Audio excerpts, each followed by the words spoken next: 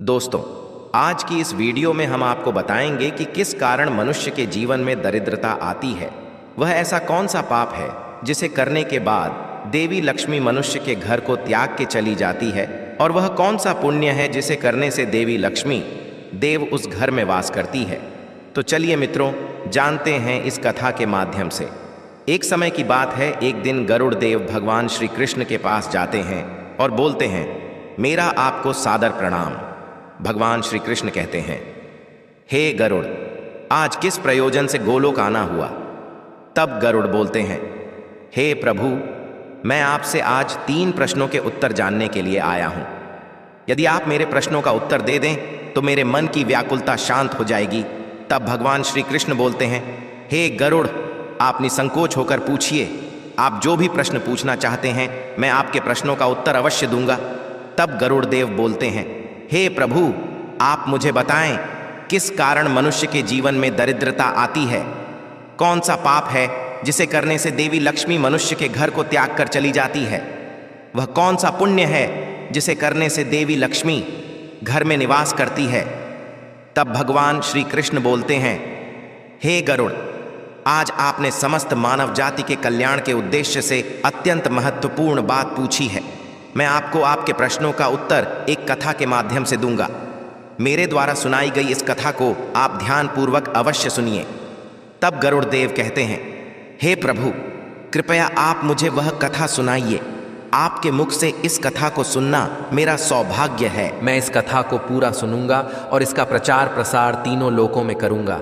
तब भगवान श्री कृष्ण कहते हैं, हे गरुड़, जो मनुष्य सत्य का साथ देता है, ईश्वर उसका साथ कभी नहीं छोड़ते हैं।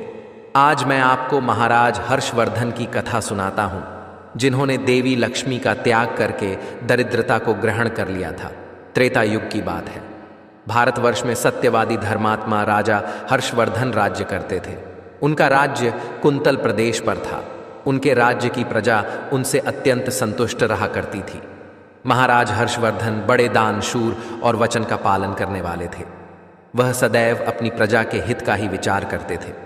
महाराज हर्षवर्धन इतने दयालु थे कि उनकी महानता का परिचय इस बात से पता चलता है, जब भी उनके नगर में कोई भी साधारण मनुष्य बिक्री करने के लिए बाजार में अन्न वस्त्र आदि कोई वस्तु लाता, और यदि वह वस्तु सायंकाल तक नहीं बिकती तो उसे राजा स्वयं खरीद लिया करते थे, ताकि उनके राज्य से कोई खाली हाथ ना जा सके।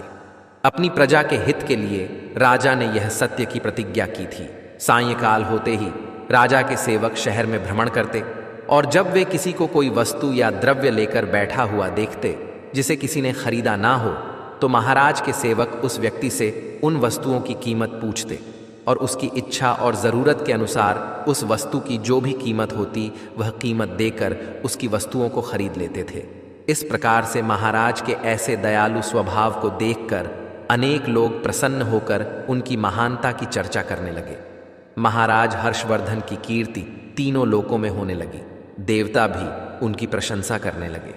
जब यह बात धर्मराज को पता चली तो एक दिन स्वयं धर्मराज ने ही महाराज हर्षवर्धन की परीक्षा लेने की सोची। फिर एक दिन स्वयं धर्मराज एक ब्राह्मण का वेश धारण करके महाराज हर्षवर्धन की नगरी में प्रकट हुए। उन्होंने अपने साथ टूटी फूटी चीजें, कूड़ा करकट और कचरा एक पेटी में भर कर ले लिया, अर्थात उन्होंने दरिद्रता पेटी में भर लिया, और उस पेटी को लेकर वे सत्यवादी महाराज हर्षवर्धन के नगर में उनकी परीक्षा लेने के लिए पहुंच गए। धर्मराज उस नगर के बाजार में उस दरिद्रता वाली पेटी को बेचने के लिए बैठ गए, किंतु कौन व्यक्ति कूड़ा कचरा खरीदेगा। ब्राह्मण रूपी धर्मराज दिन भर वहीं पर बैठे रहे, लेकिन किसी ने भी उनका कूड़ा कचरा नहीं खरीदा। जब सायंकाल हुई तब राजा के सेवक हमेशा की तरह ही बाजार में घूमने लगे। जिसका भी बिक्री का सामान बचा होता उसे वे उचित धन देकर खरीद लेते थे, ताकि कोई खाली हाथ घर ना जा सके। फिर उन सेवकों ने देखा कि एक ब्राह्मण अपनी पेटी लेकर बैठा हुआ है। राजा के सेवकों ने उन ब्राह्मण महाशय के पास जाकर पूछा, हे ब्राह्मण महाराज, आप इस नगर में नए दिखाई दे रहे हैं, क्या हुआ? आपका सामान किसी ने भी नहीं खरीदा, ऐसा क्या लेकर आए हैं? आप अपनी इस पेटी में महाराज के आदेश से हम आपका यह सामान खरीदने के लिए आए हैं, कृपया बताइए। आपकी इस पेटी में क्या है और इसका मूल्य कितना है? तब उस ब्राह्मण ने कहा, हे सैनिकों, मैं इस पेटी में दरिद्रता लेकर आया हूं, अर्थात कूड़ा करकट भर कर लाया हूं, और इसका मूल्य 1000 स्वर्ण मुद्राएं हैं। उस ब्राह्मण के ऐसे विचित्र वचन सुनकर वे सभी सैनिक हंसने लगे और फिर उन्होंने उस ब्राह्मण से कहा, हे ब्राह्मण, आपकी पेटी में कूड़ा भरा हुआ है, इसे कौन लेगा? इसका मूल्य तो 1 रुपए भी नहीं है। फिर उस ब्राह्मण ने कहा, हे सैनिकों, यदि इसे कोई नहीं लेगा तो मैं इसे वापस अपने घर लेकर जाऊंगा। मैंने तो सुना है कि आपके महाराज यहां से किसी भी व्यापारी को खाली हाथ वापस नहीं जाने देते, उसका सारा माल खरीद लेते हैं। लगता है मैंने आपके महाराज के बारे में झूठ सुना है। उस ब्राह्मण की ऐसी बात सुनकर राजा के सेवकों ने कहा, हे ब्राह्मण, आपने सही सुना है। हमारे महाराज किसी भी व्यापारी को खाली हाथ घर नहीं भेजते, उसका सारा माल खरीद लेते हैं। इसलिए तुम थोड़ी देर रुको, हम अभी महाराज के पास जाकर आते हैं।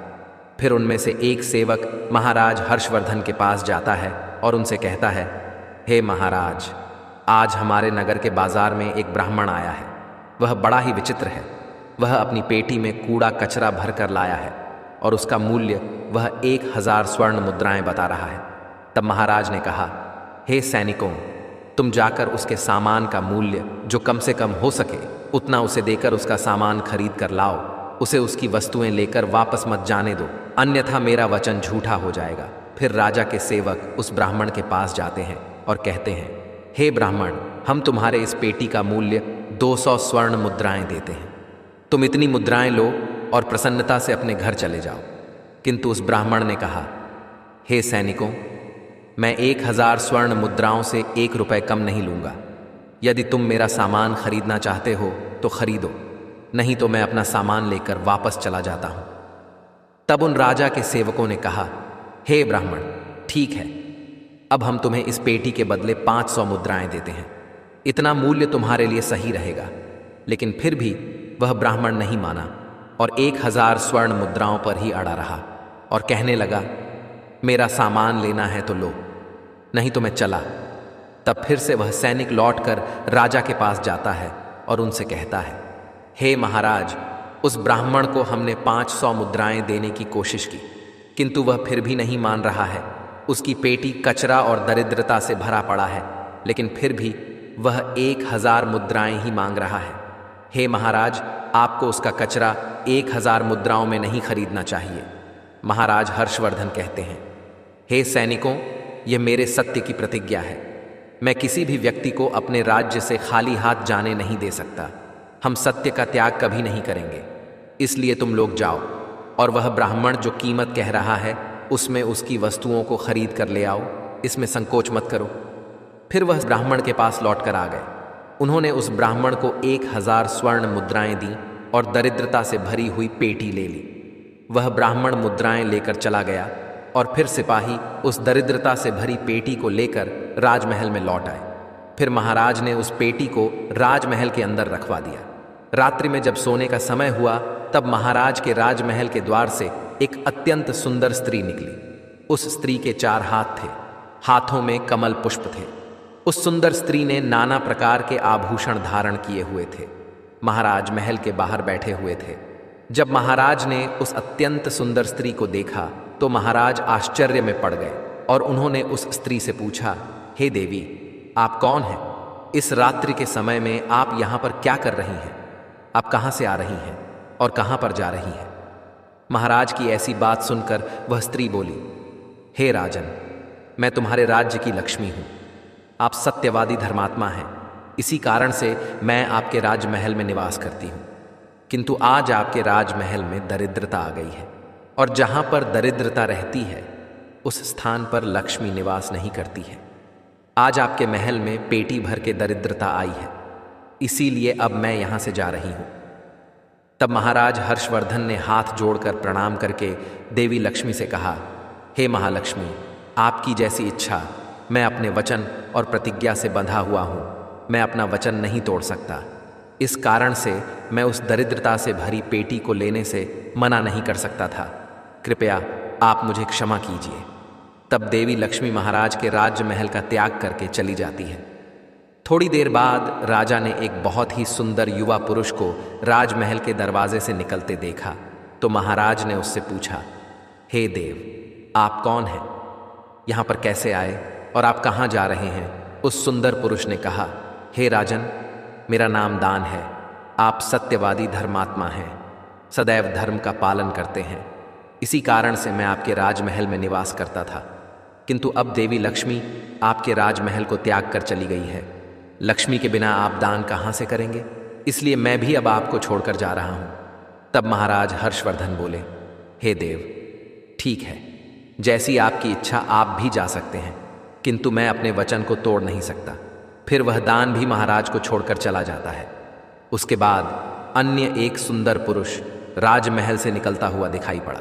तब महाराज ने उससे पूछा, हे देव, आप कौन हैं और कहाँ जा रहे हैं?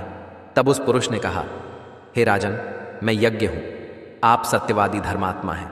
आप सदैव दान धर्म करते थे, इसी कारण से मैं आपके राज्य में निवास करता था। किंतु अब लक्ष्मी और दान आपका घर छोड़कर चले गए हैं तो मैं भी जा रहा हूँ, क्योंकि लक्ष्मी के बिना यज्ञ नहीं किया जा सकता और दान के बिना यज्ञ संपन्न नहीं हो सकता। इसलिए मैं भी आपका त्याग करके जा रहा हूँ। महाराज हर्षवर्धन ने कहा, हे देव, ठीक है, जैसी आपकी इच्छा आप भी जा सकते हैं, किंतु मैं अपने वचन का त्याग नहीं करूंगा। फिर वह यज्ञ भी राजमहल को छोड़कर चला जाता है। फिर कुछ समय बाद अन्य एक अत्यंत सुंदर पुरुष राजमहल से जाता हुआ दिखाई देता है। तो राजा ने उसे भी पूछा, हे महाशय, आप कौन हैं और राजमहल छोड़कर क्यों जा रहे हैं? तब उस पुरुष ने कहा, हे राजन, मैं यश हूं।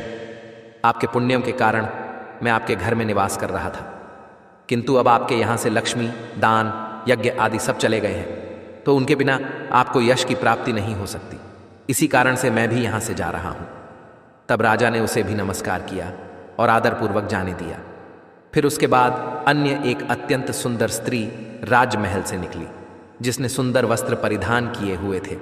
उसे देखकर राजा ने पूछ लिया, हे देवी, आप कौन हैं और आप किस कारण से मेरे राजमहल का त्याग कर रही हो? तब वह स्त्री बोली, हे राजन, मैं कीर्ति हूँ। लक्ष्मी, दान, यज्ञ और यश ने भी आपका साथ छोड़ दिया है, तो उनके बिना मैं भी आपके राजमहल में नहीं ठहर सकती, इसलिए मैं भी जा रही हूँ। तब राजा ने उसे भी जाने दिया। फिर अंत में एक अत्यंत सुंदर पुरुष राजमहल से निकला और उसे देखकर राजा ने पूछा, हे देव, आप कौन हैं और आप भी हमारे राजमहल को छोड़कर क्यों जा रहे हैं? तब उस पुरुष ने कहा, हे राजन, मैं सत्य हूँ। आप एक सत्यवादी धर्मात्मा राजा हैं, इसीलिए मैं आपके यहाँ निवास करता था, किंतु अब आपके यहाँ से लक्ष्मी, दान, यज्ञ, यश, कीर्ति आदि सभी चले गए हैं, तो मैं भी यहाँ से जा रहा हूँ। तब महाराज हर्षवर्धन ने कहा, हे सत्य, आप भी मेरा त्याग कर रहे हैं, किंतु मैंने तो आपका कभी त्याग ही नहीं किया। आपका त्याग ना करने के कारण ही सभी मुझे छोड़कर जा रहे हैं, इसीलिए आप मुझे छोड़कर कैसे जा सकते हैं? मैंने अपने सत्य वचन का पालन करने के लिए ही दरिद्रता को अपने घर में रखा था। मैंने संसार के कल्याण के लिए यह वचन दिया था कि मेरे राज्य से कोई भी खाली हाथ नहीं जाएगा। जो भी मेरे राज्य में कोई वस्तु बेचने आएगा, यदि उसकी वस्तु कोई नहीं खरीदेगा तो उसे मैं खरीद लूँगा। इसीलिए मैंने अपने सत्य वचन का पालन करने के लिए उस ब्राह्मण को 1000 स्वर्ण मुद्राएं देकर उससे दरिद्रता खरीद लिया था। उसी दरिद्रता की पेटी के कारण देवी लक्ष्मी ने आकर मुझसे कहा कि वे उस स्थान पर निवास नहीं करती जिस स्थान पर दरिद्रता रहती है, और देवी लक्ष्मी के जाते ही यज्ञ, दान, यश, कीर्ति सब मुझे छोड़कर चले गए हैं। मेरे सत्य वचन का पालन करने के लिए ही मैंने उन सभी को जाने दिया, और अब आप भी मुझे छोड़कर जा रहे हैं। महाराज हर्षवर्धन की बात सुनकर वह सत्य बोला, हे राजन, यदि आपने मेरे लिए ही इन सब का त्याग किया है तो ठीक है, मैं आपका राजमहल छोड़कर नहीं जाऊंगा। आप सचमुच बड़े पुण्यात्मा और सत्यवादी हैं, इसलिए अब से मैं आपके राजमहल में ही निवास करूंगा। और वह सत्य फिर से राजमहल में लौट गया। उसके थोड़ी ही देर बाद एक सुंदर स्त्री लौटकर आ गई। उसे देखकर राजा ने पूछा, हे देवी, आप कीर्ति हैं, अब भी आप मुझे छोड़कर चली गई थी, तो फिर वापस लौटकर क्यों आ गई? तब कीर्ति ने कहा, हे राजन, मुझे क्षमा करो, मैं लक्ष्मी, यज्ञ, दान, यश के बिना तो रह सकती हूँ, किंतु सत्य के बिना नहीं। इसीलिए जहाँ सत्य रहेगा मैं भी वहीं पर रहूंगी। फिर राजा ने कीर्ति का स्वागत किया और वह राजमहल में चली गई। फिर यश वहां पर लौट कर आ गया। राजा ने उससे पूछा, हे महाशय, आप तो यश हैं, आप मुझे छोड़कर चले गए थे, फिर लौटकर क्यों आ गए? तब उस पुरुष ने कहा, हे राजन, कोई राजा कितना ही बड़ा धनवान हो, दानशील हो, किंतु सत्य के बिना उसे यश प्राप्त नहीं हो सकता। इसीलिए जहां पर सत्य विराजमान रहता है मैं भी वहीं पर रहता हूं। सत्य के बिना मैं नहीं रह सकता। ऐसा कहकर फिर यश ने राजमहल में प्रवेश किया। उसके कुछ क्षण बाद यज्ञ भी लौट कर आ गया। राजा ने उससे भी पूछा, हे महाशय, आप क्यों लौट कर आ गए? तब यज्ञ ने कहा, हे राजन, चाहे कोई कितना भी लक्ष्मीपति और दानशी ना हो, किंतु बिना सत्य के यज्ञ शोभा नहीं देता है। आप में सत्य विराजमान है, इसलिए मैं भी आपके पास ही रहूंगा। इतना कहकर यज्ञ भी राजमहल में वापस लौट गया। उसके कुछ क्षण बाद दान भी वापस आ गया। राजा ने उससे भी पूछा, हे महाशय, आप भी मुझे छोड़कर गए थे, फिर लौटकर किस कारण से आ गए? तब उस पुरुष ने कहा, हे राजन, मैं दान हूं। कुछ समय पहले मैं आपको छोड़कर गया था, किंतु आप में सत्य विराजमान है, और जहां सत्य रहता है मैं भी वहीं रहता हूं। कोई मनुष्य कितना ही धनवान क्यों ना हो, किंतु बिना सत्य के वह दान नहीं कर सकता। दान का महत्व सत्य से ही होता है, इसलिए मैं भी लौटकर आ गया। राजा ने कहा, ठीक है, आपका भी स्वागत है। और फिर दान भी राजमहल में चला गया। और फिर उसके बाद साक्षात देवी लक्ष्मी लौट कर आ गई। राजा ने पूछा, हे माँ लक्ष्मी, आप वापस क्यों आ गई? आप तो मुझे छोड़कर चले गए थे। तब देवी लक्ष्मी ने कहा, हे राजन, यह आपके सत्य की परीक्षा थी।